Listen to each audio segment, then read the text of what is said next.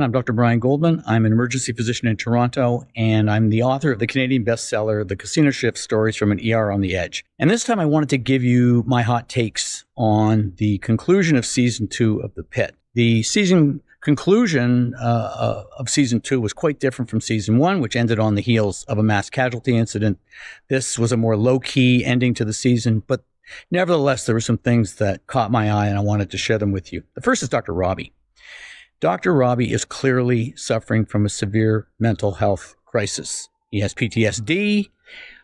He, to me, has suicidal ideation. Even though it may not have been revealed in the show, he seems to have a death wish. We kind of knew that from the first moment that he rode a motorcycle without a helmet, and he's done that more than once at this point.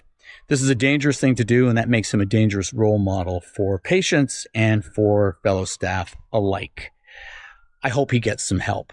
And watching him cradle a newborn named Jane Doe, who doesn't have a mother, and sharing his experiences with her, that might make for great drama, but it's an indication of a very disturbed mind. And another indication that Dr. Robbie is disturbed is that he's pointing fingers at Dr. Al-Hashimi, who has epilepsy. She has a neurologist. She's receiving therapy. And yeah, epilepsy can be very hard to control, but she has a neurologist who says she's quite capable of working, provided she has another attending physician who's on duty at the same time. In my last video on the Pitt, I talked about the wounded healer trope. Well, what's behind the wounded healer trope? The idea that in dramatic series that the most interesting physicians are severely screwed up. In the culture of medicine, you're either 100% capable of functioning or you're 100% incapable of functioning, and there's no in between. And in fact, in Dr. Al-Hashimi's case, she can certainly work provided there's another attending physician. The idea that Dr. Robbie is telling her she can't practice because, maybe the other physician will be busy when she has a seizure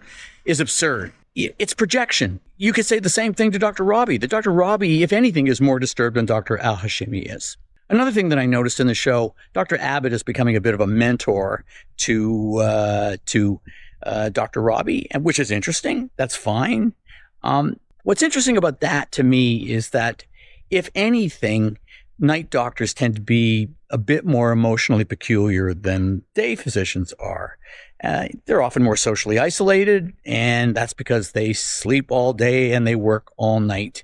To do that, you have to sacrifice a lot of contact with friends and family that you would otherwise have if you were on a regular day-night shift. I noticed Dr. Mohan. She's leaving. I think it's pretty obvious that she has no place functioning as an emergency physician where speed is prized. Sometimes we act and think too quickly as emergency physicians, but frankly, if anything, you do need to be able to work on the faster side and you need to have fast takes. Then we come to Dr. Langdon. Dr. Langdon had a lot of fingers pointed at him, but I have a lot of respect for Dr. Langdon compared to Dr. Robbie because Dr. Langdon is vulnerable and is willing to risk being vulnerable. And if anything, I think he's got his shit together in a way that Dr. Robbie doesn't at the present time. In any case, those are my hot takes. I'm looking forward to Season 3, which won't come out for a while. And if you are missing the action of the emergency department, then pick up a copy of The Casino Shift.